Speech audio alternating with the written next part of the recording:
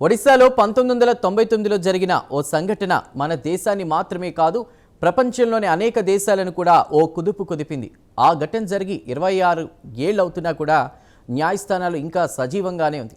Australian machinery Graham స్టెయిన్స్ను ఆయన ఇద్దరు కుమారులను సహజీవ దహనం చేసినటువంటి కేసులో యావజ్జీవ శిక్ష అనుభవిస్తున్న దారా సింగ్ ఇప్పుడు క్షమాభిక్ష కోసం మరోసారి సుప్రీంకోర్టు తలుపు తట్టాడు. ఈ పిటిషన్పై తాజాగా జరిగిన విచారణలో న్యాయస్థానం ఇచ్చిన ఆదేశం మళ్లీ చర్చనీయాంశమైంది.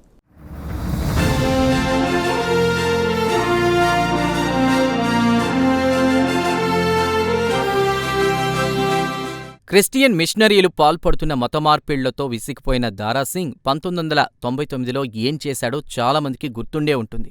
నేటి తరానికి ఈ విషయం కొత్తది కావచ్చు, కానీ 40ల్లో 50ల్లో ఉన్నవారికి ఈ ఘటన తాలూకు తీవ్రత ఇంకా ఆ స్మృతిపథంలో మెదులుతూనే ఉంటుంది. జస్టిస్ మనోజ్ మిశ్రా, జస్టిస్ విజయ్ బిష్ణోయ్లతో కూడిన ధర్మాసనం ముందుకు గ్రాహం స్టెయిన్స్ హత్య కేసు మళ్లీ విచారణకొచ్చింది. దారా సింగ్ క్షమాభిక్ష దరఖాస్తును పరిశీలిస్తున్న ఒడిశా ప్రభుత్వ సెంటెన్స్ రివ్యూ కమిటీ జిల్లా కోర్టు నుంచి కొన్ని కీలకమైన రికార్డులు అందాల్సి ఉందని, అందుకే నిర్ణయం తీసుకోవడంలో జాప్యం జరుగుతోందని రాష్ట్ర ప్రభుత్వం తరపు న్యాయవాది పివి యోగేశ్వరన్ కోర్టుకు వివరించారు. దీంతో తదుపరి విచారణను ధర్మాసనం ఆగస్టు 19కి వాయిదా వేసింది. అయితే ఆగస్టు 15లోగా కమిటీ నిర్ణయం తీసుకోవాలని కోర్టు రాష్ట్ర ప్రభుత్వానికి స్పష్టంగా సూచించింది. అంటే స్వాతంత్ర్య దినోత్సవం నాటికే ఈ వివాదాస్పద నిర్ణయం వెలువడాలని కోర్టు ఆకాంక్షించినట్లు కనిపిస్తోంది.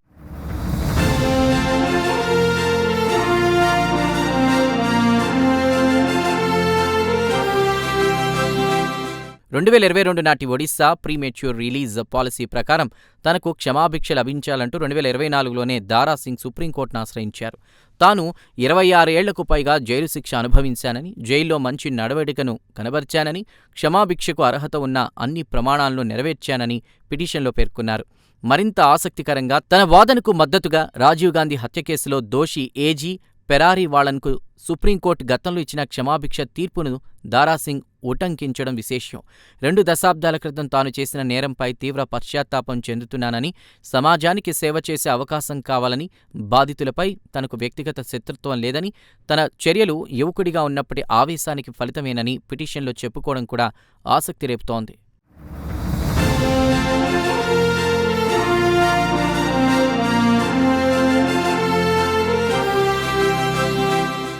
ఇక్కడే అసలు ట్విస్ట్ ఉందంటున్నారు. ఎందుకంటే దారాసింగ్ క్షమాభిక్ష దరఖాస్తు ఇదే మొదటిసారి కాదు. గతంలో ఏకంగా 5 సెంటెన్స్ రివ్యూ కమిటీలు ఈ దరఖాస్తును పరిశీలించి అన్నిసార్లు తిరస్కరించాయి. చివరిసారిగా 2024 ఫిబ్రవరిలో కూడా ఆయన పెట్టుకున్న దరఖాస్తు తిరస్కరణకు గురైంది. అంటే ఇప్పుడు 6వ ప్రయత్నంగా ఈ పిటిషన్ కోర్టు ముందుకొచ్చిందన్నమాట. దీనికి నేపథ్యం దారాసింగ్ పాల్పడిన నేరం చాలా తీవ్రమైంది కావడమే అంటున్నారు.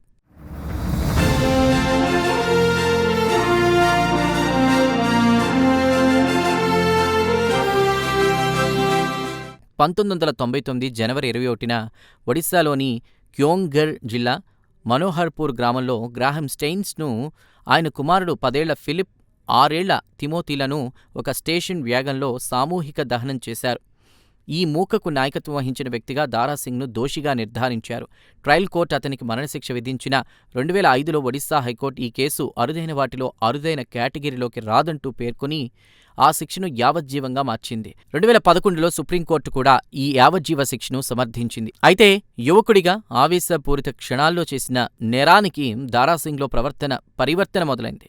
ఆ తర్వాత పశ్చాత్తాపం కలిగిన దారాసింగ్ తన శేష జీవితాన్ని సమాజ సేవకి అంకితం చేయాలనే నిర్ణయానికి వచ్చానని చెబుతున్నాడు.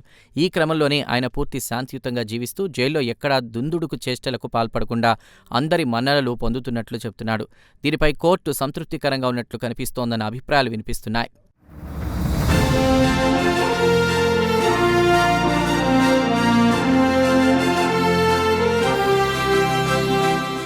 ఈ క్రమంలో ఆగస్టు 19న ఈ కేసు మళ్లీ సుప్రీంకోర్టు ముందుకు రాబోతోంది. అప్పటిలోగా ఒడిశా సెంటెన్స్ రివ్యూ కమిటీ తుది నిర్ణయం తీసుకోవాల్సి ఉంటుంది. 5 సార్లు తిరస్కరించిన ఈ దరఖాస్తుపై 6వసారి ఏం జరుగుతుంది అన్నది సర్వత్రా ఆసక్తి రేకెత్తిస్తోంది.